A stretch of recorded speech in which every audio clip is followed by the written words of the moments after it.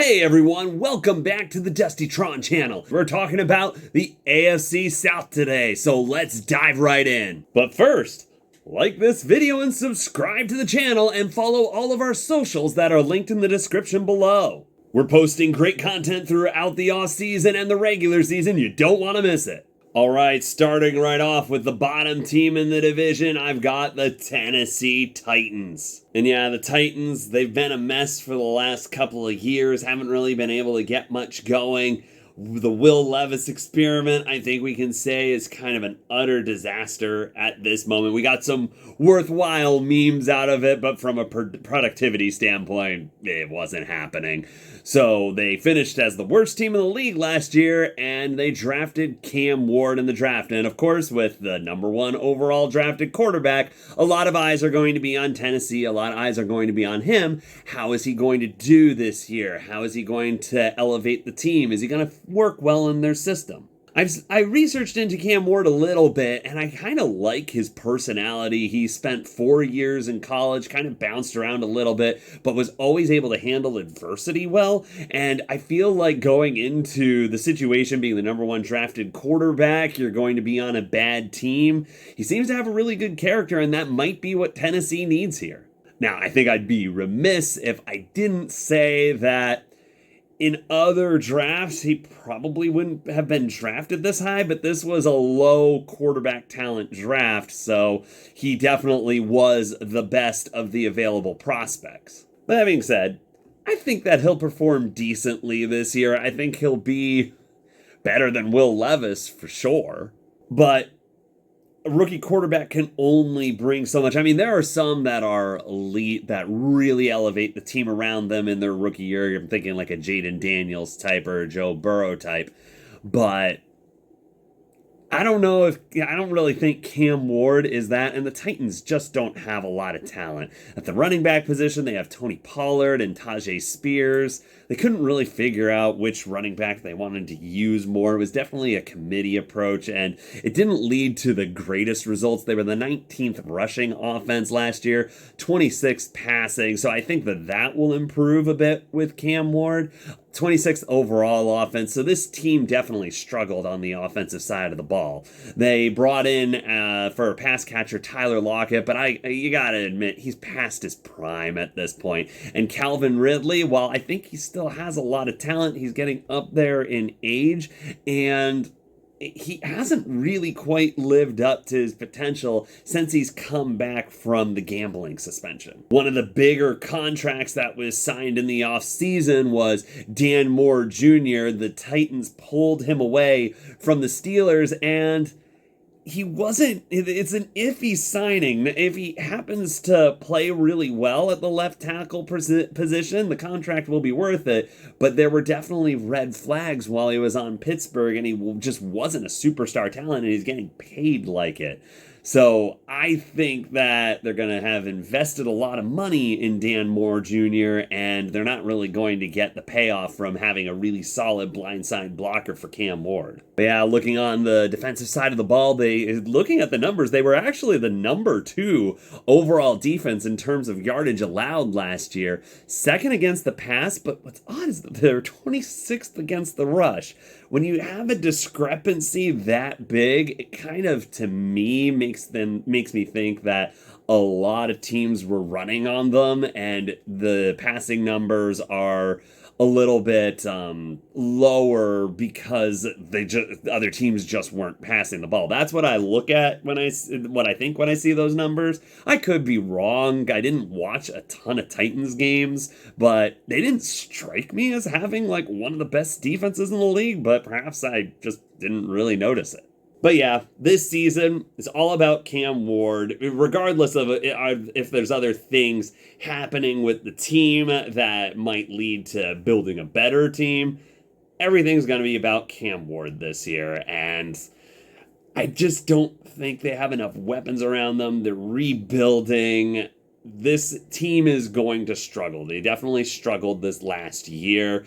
I've got him at the bottom of the division. All right, at #3, I have the Indianapolis Colts. And in talking about the Colts, I gotta start with Anthony Richardson. I'm so disappointed with how his career's turned out so far. Because when the Panthers actually traded up to get the #1 draft pick, I was actually like, hey, I think Anthony Richardson is one of the better prospects in this draft, just from the sheer athleticism. I felt like Bryce Young was the safe pick, so at the time I wasn't disappointed that we went that route, but I thought the player with the most upside was Anthony Richardson by far, and he really reminded me of like a successor to Cam Newton. So I was kind of excited about that, because Cam Newton, he didn't play a ton of college either, but I know he played more than Anthony Richardson did, but just the sheer freakish athleticism that was there. If he could be utilized correctly, then he could become a star in the league, and you've seen flashes of it. Shane Steichen, he's really creative with his offensive playmakers, and especially when he has mobile quarterbacks. You saw what he did with Jalen Hurts. And so I thought that was going to translate right over to Anthony Richardson. But he's just so erratic, and his passing is terrible. And even when he's trying to like run the ball, he just gets hurt too often to utilize him that way. So the Colts, they got an insurance policy in the offseason named Daniel Jones. And being a secondary Giants fan, I followed Daniel Jones, and while he does show potential at some points, he's just kind of limited in what he can do. But from everything that's coming out of camp, Anthony Richardson is injured right now, and a lot of the beat writers are starting to say that it's looking like Daniel Jones is going to get the starting job. And that, I don't know, I just feel like that might be the death knell for Anthony Richardson's career, and that just really disappoints me, because I thought he could have been an electrifying, exciting player in this league. But yeah, we're talking about Danny Dimes for a second. It's interesting because he kind of had the choice to go to Minnesota or Indianapolis, and he chose, I think Indianapolis decided to outbid Minnesota, but I'm almost wondering if maybe Minnesota might have been the better place to stay with all the weapons they had, and if J.J. McCarthy didn't pan out. Now, it does seem like Kevin O'Connell and the organization, they're really committed to J.J. McCarthy. So maybe Daniel Jones decided, it's like, hey, Colts are giving me more money, and Anthony Richardson doesn't really seem to be panning out for them. And the Colts do have weapons, and year after year, ever since Andrew Luck retired, the Colts have been missing that quarterback piece, and they just haven't been able to get it right. They haven't been able to utilize the talent around them because of it. And this team does have good talent on the offensive side of the ball. Jonathan Taylor is a great running back. He had a down 2023, but in 2024 he had over 1,400 rushing yards and had 11 rushing touchdowns. And if he can continue to build off that and really show that 2023 was an outlying year, he's a great asset for this team, and I really like their receiving core too. Michael Pittman Jr. is a really good receiver. Alec Pierce shows flashes, and Adonai Mitchell. And Josh Downs, he definitely can play the slot well and just has some really big games sometimes. So there is firepower on this offense.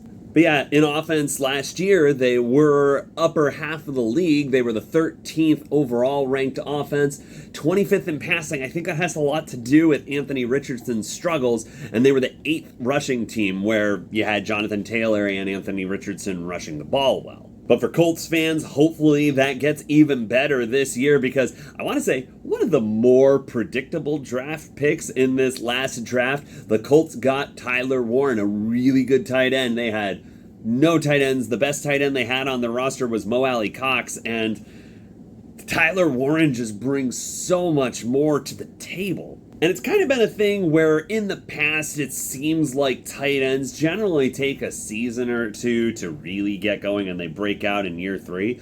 But we've been seeing that kind of change recently, with Brock Bowers having an amazing rookie year, Sam Laporta having an amazing rookie year, and Tyler Warren might be able to do that as well. Now to talk about the defensive side of the ball, the Colts definitely struggled here last year. They were the 29th overall defense, 26th against the pass, and 24th against the run. Kwity Paye had a decent rookie season last year, but I think the Colts are expecting a bit more out of him.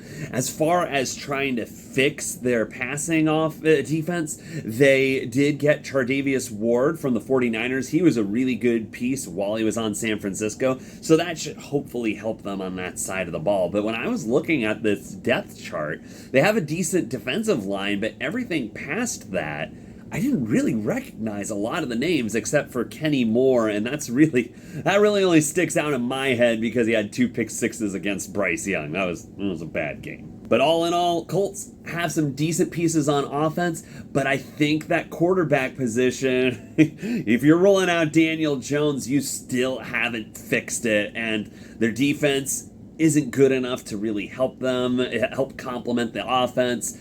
I was debating whether or not the Colts could get to 2, but I just don't see it. I think the Colts are at 3. Next in my division rankings at number 2, I have the Jacksonville Jaguars. And hear me out for a second.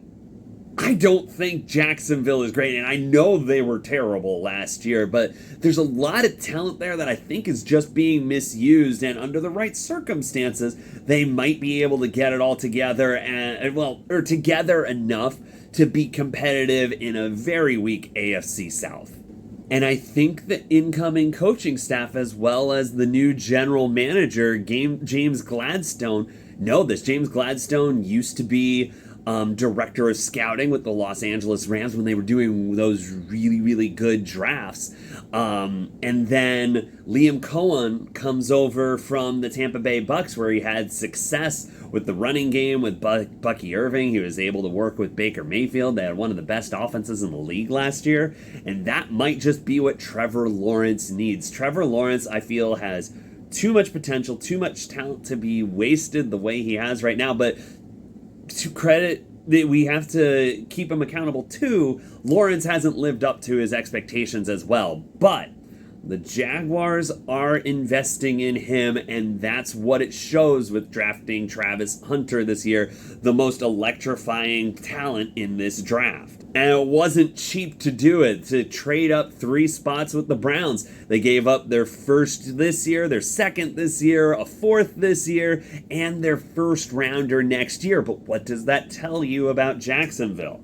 They are going all in on Trevor Lawrence, and they're trying to get him the weapons that he needs in order to be successful. So in my opinion, if they can do that this year with Liam Cohen's new scheme, I think that Jacksonville could be a scary dark horse team this year. Now, it could also just be a repeat of last year, where they were the 25th overall offense, 24th passing, 25th rushing. Just weren't really able to do anything that effectively. Travis Etienne had a really down year, and he's got Tank Bigsby right behind him right now. So you're already seeing, he had a good season in 2022, just wasn't really able to, decent in 2023, bad in 2024, and now you see the younger running back coming up. We're already cycling through another running back with the Jacksonville Jaguars. On the offensive side of the ball, they did lose Evan Ingram. He really broke out with the Jacksonville Jaguars, had some good seasons there. They also lost Christian Kirk, where it's interesting because I think Christian Kirk and Trevor Lawrence had the most chemistry, and you saw Lawrence's performance drop off, especially in that 2023 year when they started out 8-3 and then missed the playoffs, only winning 1 more game the rest of the year.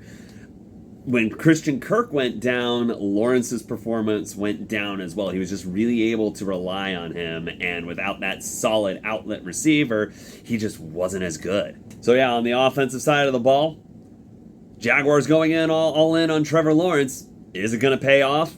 I think that's really what the story of their season is going to be, because if you look at their defense, they didn't really do anything to correct it this offseason, and it was horrible last year. It's just slightly better than how bad my Panthers defense was. They were the 31st worst. They were the 31st ranked defense last year, 32nd against the pass, 25th against the rush. They were atrocious last year, and you could kind of see in previous years, especially the 2023 year when they started out 8-3, where they were kind of getting lucky on the defensive side of the ball. It wasn't necessarily because they were playing well per se, and then that all fell apart in 2024, and it was a nightmare. But the AFC South is a weak division, and if the Jaguars offense can do enough with Liam Cohen's new scheme, the talent of Travis Hunter and Trevor Lawrence fully coming into his own this year, then I think it's enough to get past the Colts and the Titans and be second place in the division. And finally, at number 1, I have the Houston Texans. All right, I think we got to start off our discussion about the Houston Texans about CJ Stroud. Rookie season, CJ Stroud looked great. He was having the Texans perform way above expectations. But then going into his sophomore year, some teams caught on and they didn't underestimate the Texans. And I think you saw that a little bit. Their offensive numbers weren't nearly as good. 22nd overall offense, 21st passing offense, and 15th rushing offense. That's just not really going to get it done. And you saw CJ Stroud, he didn't always look the most comfortable last year. And I think he is a different player when Nico Collins is in the lineup versus when he's not. Nico Collins kind of came out, I had him in a dynasty league, and he didn't really do much for 2 years, but then in year 3 with CJ Stroud's rookie season, he really put it all together, and now he's one of the better wide receivers in the league. But when he's not on the field, Stroud struggles. Now, they did get Christian Kirk in the offseason, so that should help with that, but Nico Collins has got to stay healthy. The Joe Mixon also, when they get the running game established with him, that takes pressure off CJ Stroud, and they're able to have a pretty functioning offense. But there's just nothing very spectacular about it. And in my opinion, this team is really pushed forward and made great by their defense. D'Amico Ryans, their head coach, his background is as a defensive coordinator. He was a defensive player in the league. He has built a really strong defense here. They were the 6th defense in the league last year, 6th against the pass, 11th against the rush. Could be a little bit better there, but their pass rush with Will Anderson Jr. and Daniel Hunter, that's one of the better duos in the league. And they've really kept that unit mostly together this year. So I think from a defensive perspective, the Texans are going to be in a pretty good spot. D'Amico Ryans has established them as a defensive-minded team, and I think they're going to live out that mentality and still have one of the better units in the league. Besides CJ Stroud rebounding from his sophomore slump, I think the biggest question the Texans have going into this offseason is, can they improve their offensive line play? Because it was bad last year. And there's a lot of turnover here, so that might be interesting to see if that helps out, because if they have to establish a new offensive line, if they gel together, maybe it'll be better, but there's a lot of turnover, so it might not work out. And so I'll go through their moves. They traded away Laramie Tunsil to the Commanders, and they let Shaq Mason and Kenyon Green go. And what do they do to fix that? They get Cam Robinson from Jacksonville and Lincoln Tomlinson as well. Lincoln Tomlinson's a good guard, but Cam Robinson, he was iffy with the Jacksonville Jaguars. Like, he was good, but not great. And Cam Robinson, he's replacing Laramie Tunsil, who is one of the better left tackles in the league. And so you go from having one of the best blindside blockers to someone who's a little iffy. I think if you're looking at that, the Texans are probably going to struggle on the offensive line more than last season. So what does that mean for CJ Stroud?